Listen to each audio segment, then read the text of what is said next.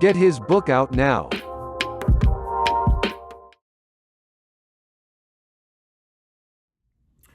You know what it is. Unique Mecca audio back, man. Y'all want to hear the prison stories. A lot of youth been hitting me up, tell me that it's really deteriorating them from wanting to go towards, a life of crime and crime that they was doing. They thinking about backing up and they slowed up and some more things. But we need them to stop. You know what I mean? So I'm going to give them another one, man. Let me tell you how it is. This is how it go. We're going to talk about racism in the joint, man. When you go in the joint, racism is promoted from the highest level of the administration all the way down to the inmates. You know what I mean? And let me break down the difference between an inmate and a convict.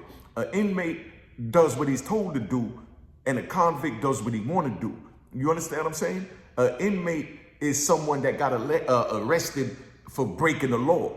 A convict is someone that continuously break the law. You understand what I'm saying? And got locked up for doing it. You know what I mean? But anyway, so they push the racism when you go in there from the topest level. Let me just take you out there to Atwater, California. I'm gonna give you a story about Atwater. I'm in Atwater in cell 128 upstairs overlooking the TV right in front of my cell. You know what I mean? I just bought this cell. Yeah, you gotta buy cells in there if you want a nice single cell plus. So, you know what I mean? You spend your money, with your stamps, that's the currency. So you might spend 20 books, 20 books is $100, it's $5 a book back then. You know what I mean? So you go buy a cell. So I buy a cell, it's right in front of this TV. So I get me a universal remote. I'm ready to do my thing and all that. So now at night, when we lock in, you know what I mean? Nobody can get to the TV, but I'm right in front of the TV and I got the remote. So I'm changing the channel. Click, click. I'm doing me. You know what I mean? So the next morning when I come out, you know what I mean? The Indian dude telling me that, that's an Indian TV. I don't know if that's you with the remote or not, but somebody was turning our TV with the remote. You know what I mean? So I said, yeah, end of the day, you know what I mean? I'm from the East Coast, man. I'm from New York. That's considered as a government TV to me. It's after 10 o'clock. Y'all couldn't get to it. You understand what I'm saying? And, so it's like, yeah, but that's our TV. I said, all right, well, we're going to work it out when the doors close, being that I got the remote. You know what I mean? Y'all holler through the vent what you want to put it on. When y'all done watching what y'all watching, you holler through the vent. Let me know when you're done. Then I'll go ahead and watch mine, and I'll play by these politic rules over here in California. So now we got that all set up. But then now, a big fight jump off in another unit. You understand what I'm saying? So they come, and the Indians that was in my block, you know what I mean? Native Americans, as they call them to be proper, not disrespect anybody. I'm just calling them Indians, that's what we call them. But they're Native Americans, you know what I mean? Because we respect everybody over here at Unique Mecca Audio. So the Indians is out there, and the ones in my unit get into it. And now when they get in it, there's no more Indians in the block, but the TV right in front of my cell. You understand what I'm saying? So now to show you how the administration promote racism, what they do is they go get some other Indians from another unit to bring them over there to take what they call the Indian cells, because every group have a certain amount of cells that they had to fight for. You know what I mean? You got the Chicago cell, you got the GD cell, you got the Crips cell, you got the Blood cell, you got the Serrano cell, you got the Border Brothers cell, you got, you know what I mean? You got the Nathaniel cell. Everybody got their own cell, but no, Nathaniel's is not allowed on that yard. You know what I mean? The administration don't put nobody there because every time they go there, they get the Serrano, something go on, so they got to keep them separated. So that's all a part of the racism that I'm talking about, how they promote it on the inside. But so now the Indians go and they come back and they bring a couple of new ones in there to hold them down. Now, can you imagine you in prison and the administration going to another unit to go bring men from another unit to come in the unit to hold down a TV that they want to designate for a Native American TV? You understand what I'm saying? So this is the type of things that they promote, man. So, they bring them over to hold it down, and you know what I mean? That's just one way how the administration, promote it. So now, another way, when you get off the bus, the first thing they ask when you get off the bus is, what car you run with? What car? You know what I mean? What's set? Like, who do you roll with? I'm like, man, I roll with myself. I'm a man. And they're like, nah, everybody got to roll with somebody. And I'm like, nah, I'm a man. They said, well, you from New York, so we going to call you a New York car. So I said, nah, I ain't from New York. I caught my case in Virginia. Well, we going to make you a dirty South car.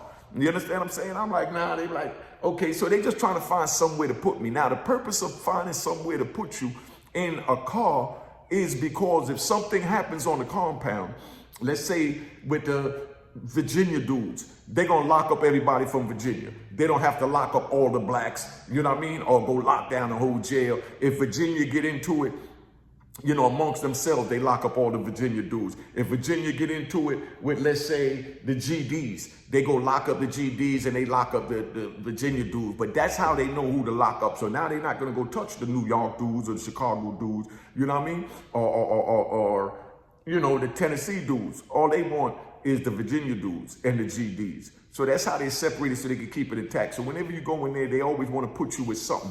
So they use racism as a means of their control and them limiting the race, the groups. Because if you put all the blacks together and something happened, they couldn't lock, the shoe is not big enough to lock up everybody. You understand what I'm saying? It's not big enough to lock up everybody in there. You understand what I'm saying? All the blacks. So that's why they separate them by having you identify who and what you run with and represent. So if something happened with who or what you run with, you know what I mean? That represents them locking you up as a part of that. Even if you say you don't claim that, but you're always with them, that set, or, that clique or whatever label you want to put on it. If something happened, that's the first thing they're going to do. They're going to run and they're going to come and they're going to lock you up. You know what I mean? Just because you're affiliated with them. But they figure it's easier to do that than to sit there and lock up, you know what I mean, all the blacks. You know what I mean? Just get them from whatever geographical location, whatever set they claiming, whatever gang they claiming. We just lock up the blacks from that gang if that gang get in it or whatever. So, that's how they deal with the racism, man. But now I'm going to give you a little story. I'm in Lee County. This is about 2003, 2004. I'm in Lee County. And there's a white boy there that come there, like I said, no disrespect to the white boy, we'll call them Europeans. So there's a European dude there, you know what I mean? And he's all wild and he running around with his shirt off, he's working out, he's taking pictures with all the dudes, he's smoking with them, drinking with them. I mean, he's the man, everybody liking him and he's getting along real good with everybody. You understand what I'm saying? And it's this one dude I was in Adx with, you know what I mean? Adx Supermax, a little white dude from Tennessee. I ain't even gonna say his name, you know what I mean? Because he always low key. But it's a little older white dude that I was in Adx with from Tennessee. So he would never get in the pictures with this dude. You know what I mean? He said something just ain't right about him because he's making too much noise. You understand what I'm saying? To be right. When a nigga loud like that, something going on. You understand what I'm saying? That he's trying to hide, so he's making noise to shield whatever it is that he's doing. You understand what I'm saying? Pay attention to the psychological, mentality of how we have to think in the joint. So my man, he said, nah, I ain't gonna, we just gonna call him T. So the T, the older white dude, he wouldn't take no pictures with him or nothing. So now they used to always take group pictures every week. Everybody go take pictures, the DC car, the New York car, the GD car, the Blood car, the Serrano car, the G27. Everybody go out there, iron up their uniforms or iron up their sweatsuit and go take pictures. So now they take the pictures with all the white dudes and they sent it back to Leavenworth. So now when it gets to Leavenworth, somebody from Leavenworth wrote back and said that, yo, the dude in that picture, you know what I mean? He ain't right. He been, he been having sex with a black dude when he was over here in Leavenworth and had a relationship with this black dude. You understand? But obviously the blacks were too strong, so the white boys didn't do nothing about him with it in Leavenworth. But the prison system is so small that traveled to follow him. You know what I mean? So they sent the letter back saying it. So it was a big argument on the yard over, if he was gay or wasn't gay, if he was with a black dude or wasn't with a black dude. But you know what I mean? This is a letter, and they had what they call a meeting. Whenever something happened in the prison, they have a meeting where you call your car to the yard and everybody got a voice. Of course, you got one that's the stronger voice. Like I said, like with the New York car, we always had, if Lou Sims is on a compound, that's Lynch Mob, AKA, you know what I mean? If Lou Sims on the compound, you know what I mean? They'll call a meeting in the yard. They'll go out there and Lou will be the mediator and they'll say, everybody say what happened, how they feel about it. And then we come together, a collective unit, make a decision, and then Lou will make the final decision. You understand what I'm saying? And 9 times out of 10, you know what I mean? Whatever he say is going to go. But anyway, so we dealing with the white boys though. So they had their little thing out there like that. And their final decision was, man, he might be mistaken. He's saying it wasn't him, this and that. So here it is, 2 months, it died down because this dude done fit in so good, was wilding, was loud, and he blended in. You know what I mean? So now here it is 2 months later, and a dude from Leavenworth come. So when the dude from Leavenworth come, he tell them, yo, That dude was there with me on the compound, and he was in a homosexual relationship with a nigga. And I've seen him with the nigga. You understand what I'm saying? They used to eat together, sit together, walk together, caused a lot of problems on the yard with our car, because it made everybody look at us like we were soft, because there's this white boy mixed having sex with this black dude. Like, they don't care if he has sex with another white dude, but now he going outside the race, so that's like degrading, like I told you about my man, Big Tank yesterday. You know what I mean? The other day, that was having sex with the white boy that called himself Princess Leia, and the white boys had to put in work. You know what I mean? Same type of scenario, different yard. But this is what I had to live with for 26 years anywhere you go. So now when a dude come and he says that, this dude, the wild young boy that was wild that they accusing of being gay, he got a nice little strength of people around him. So now he's bucking it, saying that he wasn't gay. But the other ones that, believe the dude that they got the word from in the kite, you understand what I'm saying? Because he's a reputable dude that was in Leavenworth. So the stronger men is like, nah, he said it. Now dude came and said it. So being that dude came on the compound for Leavenworth saying that he was, that he seen it with his own eyes, and he put it out there out of his mouth that he was gay, it was up to the white dude that they was calling gay to get his knife and stab him to defend his name and his honor that he called them gay. Pay attention now.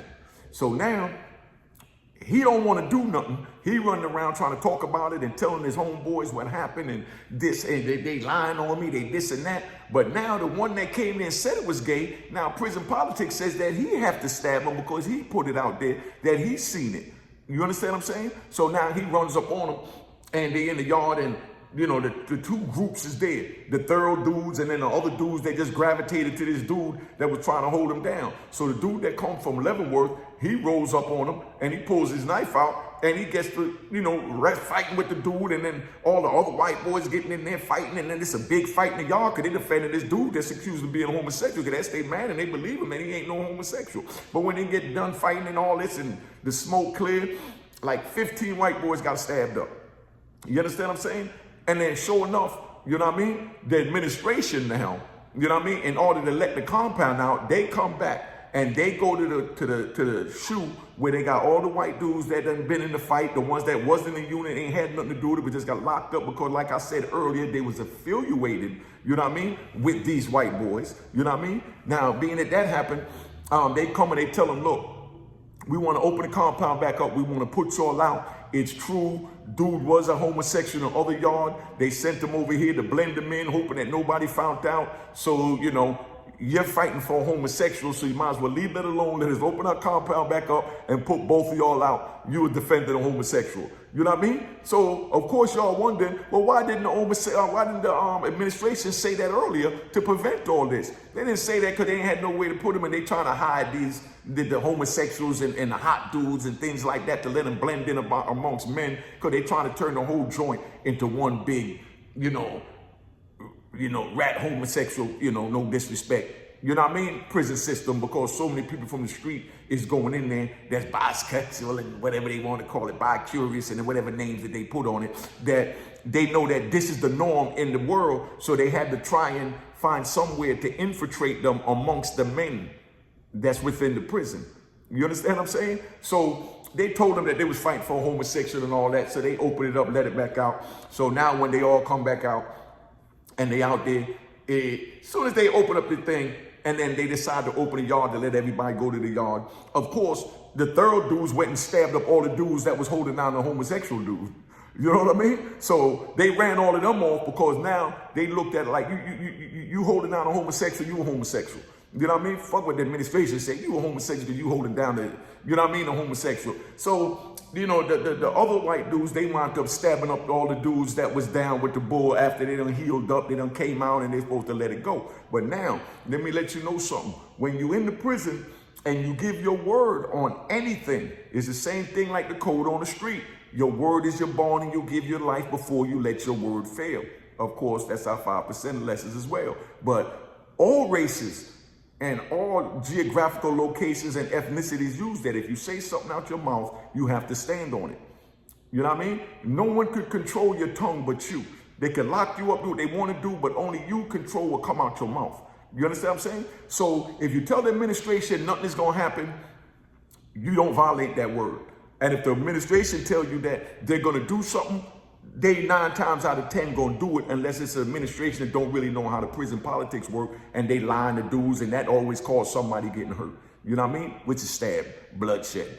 Okay, so that's what happened with that. So now, the white boys never gave their word that they wasn't gonna do nothing to him. You know what I mean? They gave their word that they understood that the dude was gay. But the administration, they didn't think that far that they was going to jump on the ones that was running with him, because they not caught up in our world that deep to understand the prison politics of you run with a rat, you get stabbed with a rat. You run with a homosexual, you get stabbed with a homosexual. You understand what I'm saying? So they didn't think that far. All they wanted them to do was just say that it's all right to let them go, let them out, that everything is going to go back to normal as long as they transfer the homosexual.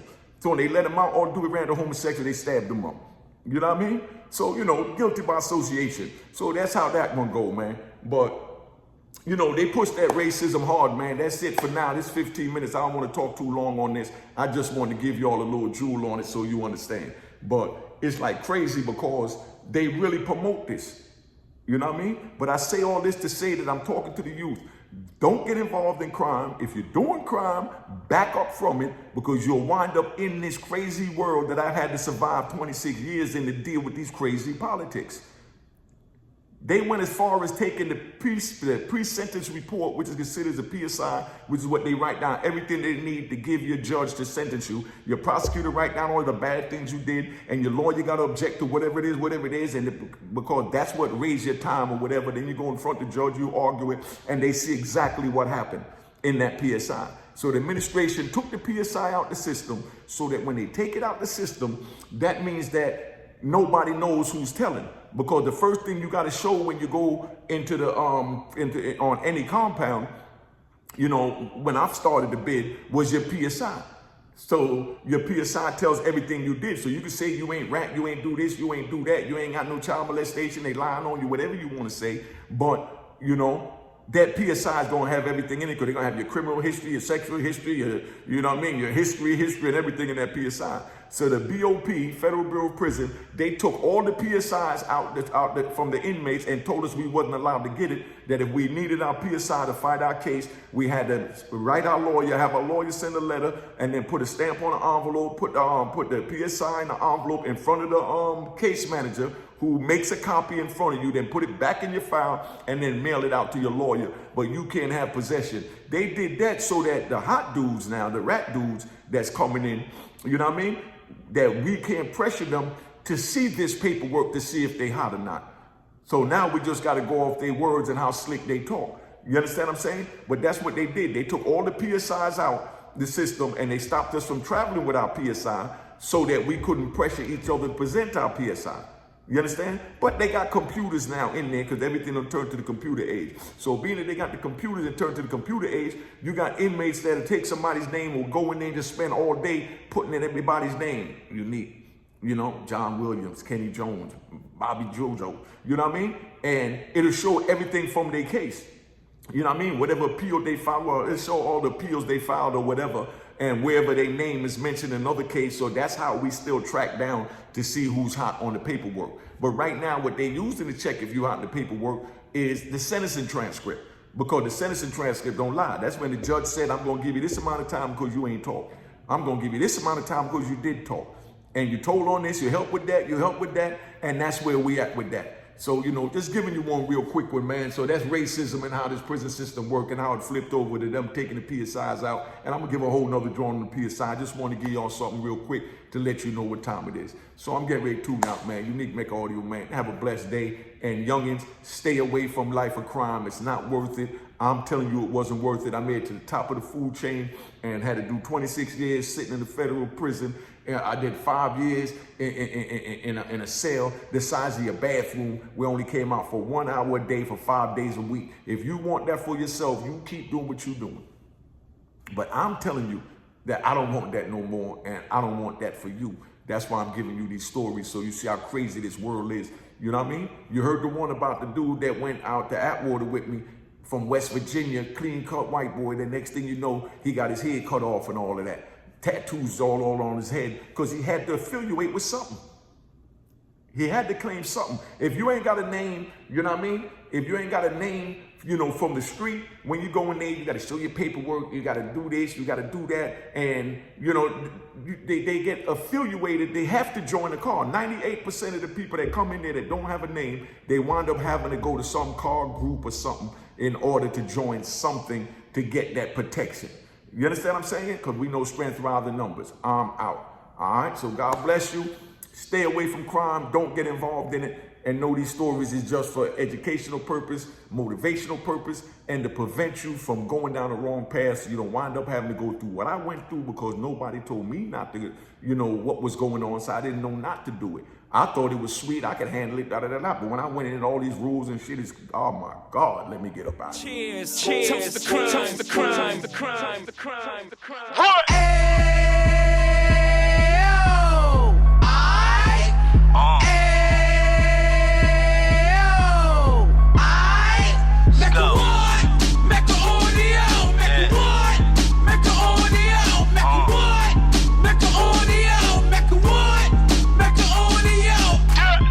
Fresh out the can of 26, Heat back on the strip, getting back in the mix. What he mentions a gift. You stand up 10 toes down, and I suggest you pay attention to this.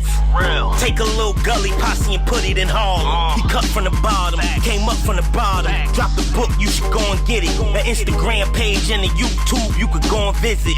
Then you could consider yourself LinkedIn. Sit front row and get Jews from a kingpin. How he went through it, so you ain't gotta go do it. To not pay attention would be stupid. Talking about a man that probably put your grandfather on. Probably the reason that him and your grams got along. A man that generated millions on the block, did his time, never squilling to the cops, Mecca audio.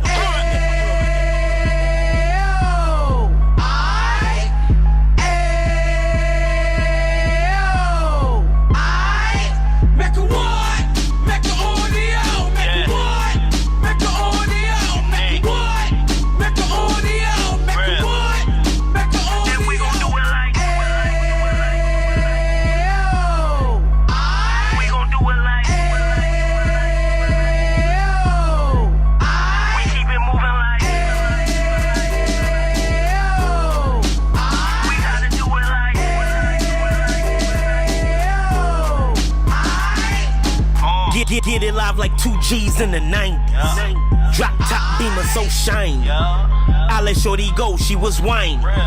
Treat her like my past, she behind me. Spend a couple bands on the Dapper Dan. You be back again, getting green like a Packers fan.